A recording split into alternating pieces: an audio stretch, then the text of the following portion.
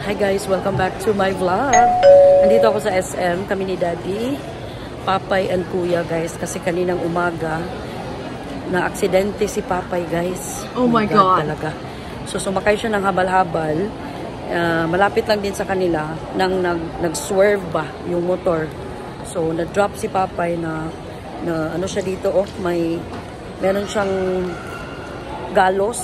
Tapos dito din sa kanyang wrist. So ngayon, since na broke yung ano niya guys, yung glasses niya, wala talaga siya makita. So kailangan nilang bumili ng panibagong glasses. So kaya sinamahan namin yung mga bata. Kawawa din naman. Buti na lang talaga guys at hindi ganun, hindi nagrabihan si Papay. Kasi papunta sana siya ng Tabunok para mag-grocery, hindi bibili ng pang karne nila ba. So ayun, tuloy sila. Galit na galit si Kuya. Kasi si Kuya dapat yung umatid sa kanya. Pero wala. Amo ko dati si Casey, pero hindi wala ko pinansing. Baka nahiya. I know si Casey yon, yung SOM namin sa TDCX. Hindi kasi tayo sikat, so hindi tayo pinapansin. Charot. So dito kami sa Owndays. Ayan. So dito sila magpapakabit ng glasses. Bibili talaga siya ng bago guys. So good thing din, yung mama niya binigyan siya ng pera pambili ng glasses. And nagpunta na rin kami ng hospital. And piniti pa siya bago siya i-x-ray para ma-rule out kung buntis ba siya. Kasi kung buntis, bawal mag-x-ray baya. So babalik pa kami ng Talisay District after nito. Pero kain lang muna daw kami after ng pagbili nila ng glasses. And then babalik kami sa Talisay District. And ihatid namin din si Kuya. So, kailangan naman magpagasolina din guys. Kasi mauubos na yung namin. Gasolina. Ay, what a day today. Today is a Saturday pala guys. And then si Kia, naiwan lang sa bahay. Ayaw niya sumama eh. Buti na lang din kasi wala naman, hindi naman kasi to guys. Emergency to. Ay, nako. Kana day, nindot. Mura-mura na to si Imo. So, hanap sila ngayon. Pakita mo nga sa guys, day, yung ngayong kayo, day. Pakita sa si Imo. So, yan yun. Yan. Yan yung anak ko, guys, na nadisgrasya sa Ginoo. As in, pertig na mong kulbaa, guys. Nung tinawagan kami ni Kuya. Kasi it so happen na timing din, guys, na nagpunta ako kina ate nga. Kasi naiwan ko yung tumbler ko last night nung nag-attend kami ng wake sa mother-in-law ng ate ko. So we were there already sa Kishanta. Kasi may ibibigay din sa akin si ate guys na bangle. Itong nabali niya online. Kana.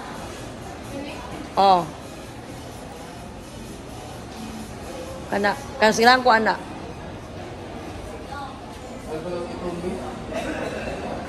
So, nagsukod pa si Papay, guys. Sakit no. Nindot ka na? Either sa duha. Kanto lagi may nindot. Kana. Alipin sad na. So, yun, guys. So, yun.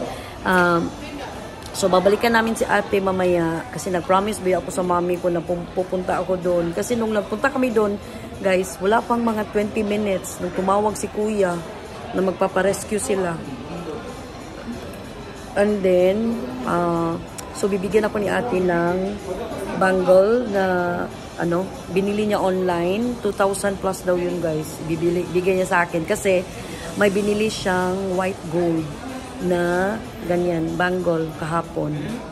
And then, ibibigay din niya sa akin yung shades niya from basta, kalimutan ko. Ibigay din niya sa akin. So, to ate, babalik ako dyan. Definitely.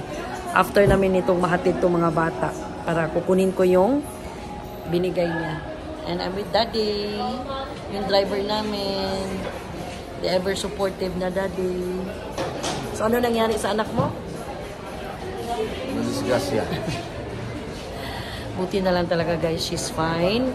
Konting galos lang dito. Oh. So tingnan yung pa-attire natin guys. Dali-dali ako umuwi sa bahay. Nagbihis ako guys. And then, eto, naka-white shorts lang ako. And itong Zara ko na top. And then, of course, yung aking CD na bag. So, yun lang ang attire ko for today. So, tingin-tingin ako ng mga cat eye na ano guys. So, eto. Ito, tingnan natin. Sukat natin. Bagay ba? Ay, hindi nyo kita. Ito ako.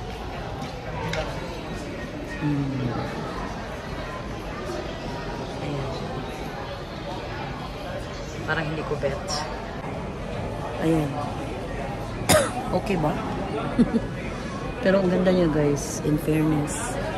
Awa ka, Dad. Awa ka, Dad.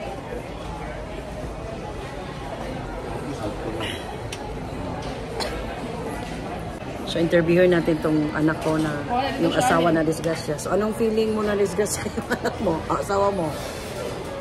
Anong ganyan? I hate it. So, anong feeling niya na disgrasya? Lagi. Wa ka mapangag. Nga ba? So, sinusukatan na si Papay guys. Yung bagong lens. Talagang batang to. Accident prone to. So, dumaan muna kami dito guys. Pinoy Siopaw. So, I'm getting special bola-bola. Kasi 20 minutes pa bago ma-release yung bagong glasses ni Inday. Yung Papay. Busog pa ba din kasi ako guys. And then, dadaan naman kami kina ate. So, baka maki-dinner na lang din kami ni Daddy doon kung ano man. Kasi si Kian, dadalhan lang namin. So guys, bumalik na kami uli ni Papay dito sa hospital. Ayan, dito sa TDH. Kasi kinukuha niya yung result and then nag-x-ray na siya. But, kung may doctor daw dito ngayon is titingnan yung result ng kanyang x-ray. Yung PT niya guys, negative. So, hindi siya buntis. Andali lang guys. Guys, I'm back. So update ko lang kayo guys. So kanina nagpunta kami sa SM, 'di ba? Kasi nagpasukat si Papay ng bagong glasses kasi nga dun sa aksidente niya.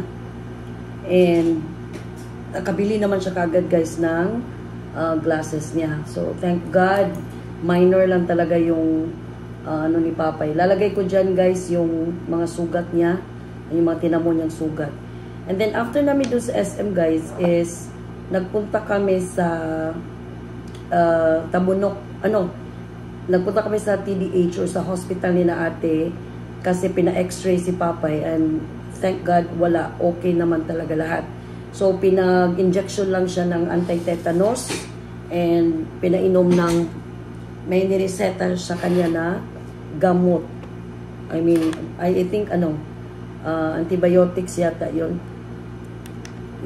ang nireseta sa kanya. Tapos after namin dun sa hospital, dumiretso kaming dalawa sa Tabunok. Nag-market si Papay kasi wala na talaga silang ulam, as in naubos talaga yung ulam nila kasi when they left for Dumaguete, inubos nila lahat ng pagkain nila doon, especially yung mga karne ba. So after namin saan ba yun? After namin mag-wet market, sinundo kami ni Daddy sa Tabunok. Nagpunta kami sa Kasyanta naman. Kasi kinuha ko yung binigay sa akin ni ate na shades na Pharaoh. Hindi ko pa rin matandaan kung ano yung brand ng ano na yun guys. And then, binigyan din niya ako ng yung Cartier. Ayan. Ito na yan guys, suot ko. Kini Ito. Ayan. Ito yung nabili niya online. And meron tong kasamang parang ganyan. Pang lock siya and pang open. So, igaganyan siya dito. Good thing is, kasya lang siya sa kamay ko. So, hindi ko na kailangan to. Pero, ikikip ko rin to guys, just in case. So, to Ate Angie, thank you so much for giving me this Cartier na nabili mo. I know it's mahal, pero I know na meron ka naman kasing binili na isa pang ganito na white gold guys. Yun naman ang pinakamahal. And then after namin dun guys, since ang tubig namin sa deka ngayon is lubog. Kanina. So we needed to, umalis na naman kami after namin dun sa Kishanta.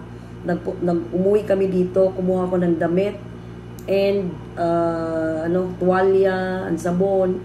Pumunta naman kami ngayon doon sa kina Kenpai, and naligo kami doon. So we were supposed to sleep ng konti doon kasi nga napagod na si Daddy sa kakadrive. Imagine mo whole day. Pero buti na lang, may energy pa naman siya. So minabuti na lang namin umuwi. So ngayon, time check, it's 10:27 na guys. Kaya pala pagod na ako. So ayan guys, maglo-lotion lang ako, hand lotion. Kasi nga bagong ligo tayo, basang-basa pa yung buhok ko guys. So after nito, matutulog na talaga ako guys kasi I'm so tired. Grabe itong araw na to.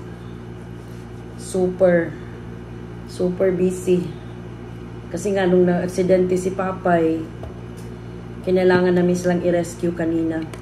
So I'll end my vlog na lang guys kasi nga eto wala nang mag-skincare na lang ako. I'll end na lang my vlog siguro kay mahaba na naman to guys. Skincare lang muna ako and then I'll end my vlog. Paubos na yung aking vitamin C. Sarap nung shower din nila Papay, nila Kenpai. Ang lakas ng shower nila dun sa Casamira. Ayan. Paubos na siya. And then, I'll put on etong aking paubos na rin. Ay, wala pa akong pangbili. Ang mahal kasi nito guys, parang 600. Pero baka hindi na ako mag-replenish nito. Hanap na lang ako ng ibang product na makikita ko sa Watsons or online. So, yun ang ganap ko guys for today's video. Nung na-aksidente nga si Papay. And sana lang talaga is maka-fully recover na siya guys in the next 2 days. Tandali lang. Kasi nga, konti lang naman yung galos niya sa mukha niya. And niya,